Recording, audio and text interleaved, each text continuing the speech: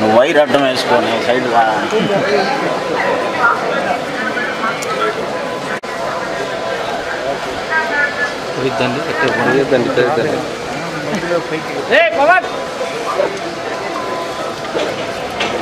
Gate చూసి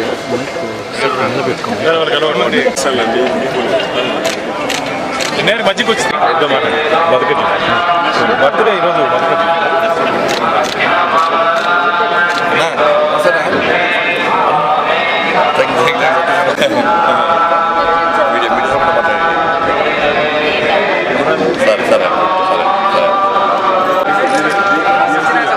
సరే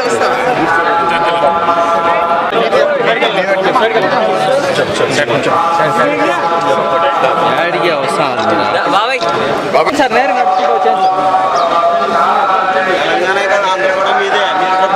Warangal sir పక్క పక్క మంచి మనిషి మీరు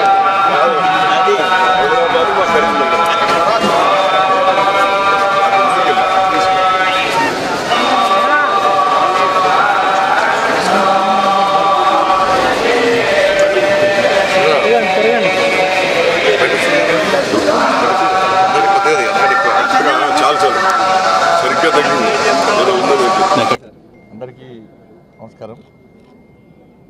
కలియుగ ప్రత్యక్ష దైవం, కోరిన కోరికలు తీర్చేటువంటి కొంగు బంగారం అనేటువంటి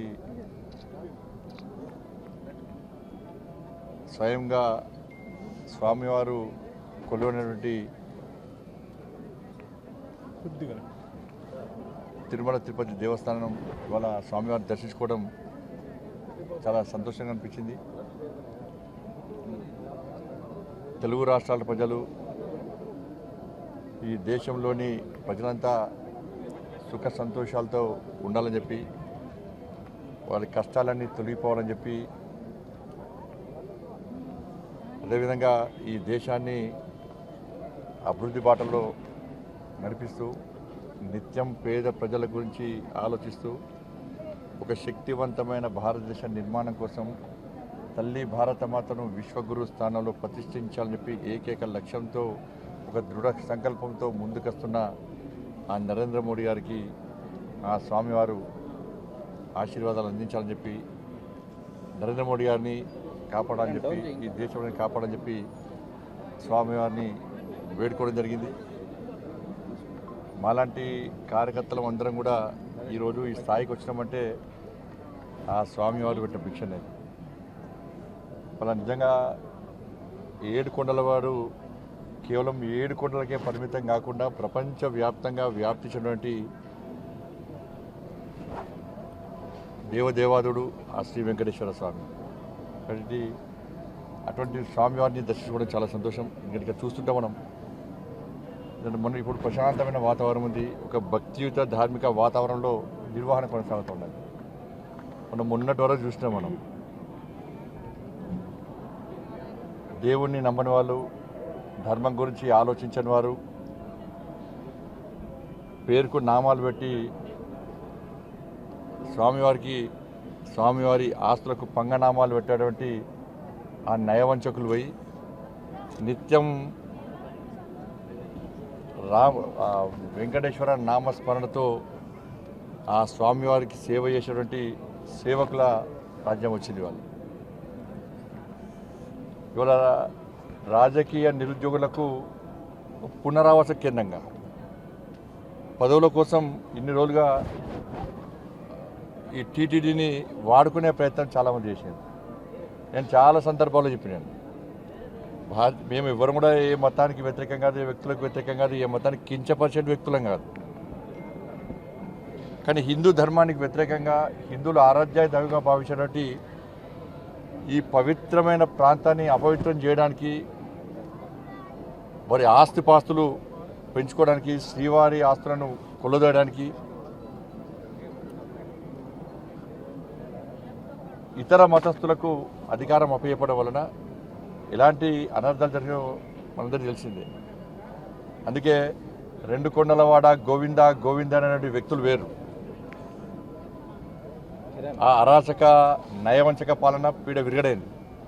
వాళ్ళు ఏడుకొండలవాడ వెంకటరమణ గోవింద గోవింద అనేటువంటి సేవకులు ఎవరు వచ్చారు. వాళ్ళు ఏం చేసారు? వాళ్ళు ఇన్ని రోజులుగా స్వామివారికి సేవ చేయడం ముఖ్యం కాదు వాళ్ళకి.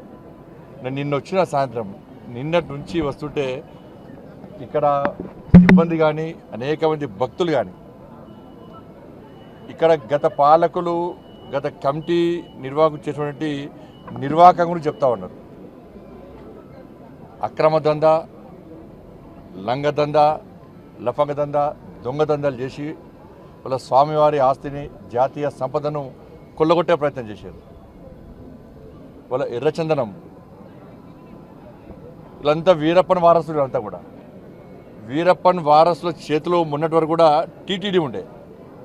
స్వామివారి పవర్ ఎంతో తెలుసు, స్వామివారి శక్తి ఎంతో తెలుసు. సరే 10 సంవత్సరాలు వాళ్ళు ఆడింది ఆట, పాడిందే పాట కావచ్చు. ఇవాళ ఏమైంది పరిస్థితి? స్వామివారి జోలు పోతే ఏమైంది పరిస్థితి?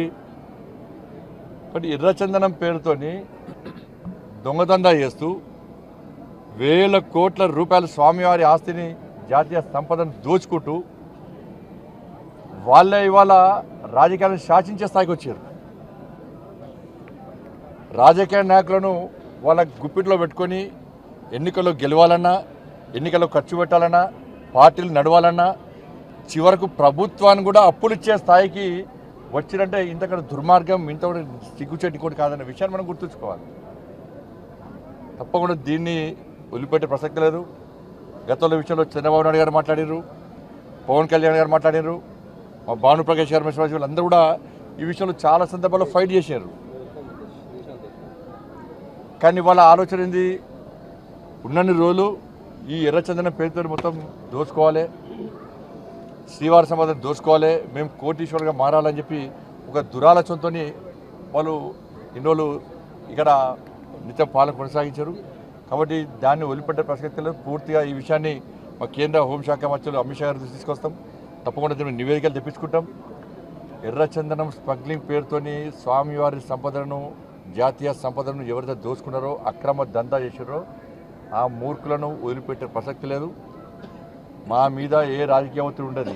రాజకీయ ఒత్తిడికి భయపడేటువంటి వ్యక్తులం కాదు. మేము ప్రజా సంపదను, శ్రీవారి సంపదను, జాతీయ సంపదను కాపాడే వ్యక్తులం. ఇన్ని రోజులు మీరు ఆడింది ఆడపాడు. ఇక్కడి నుంచి జరిగే ప్రసక్తి లేదు, వాళ్ళని వదిలిపెట్టే ప్రసక్తి లేదు.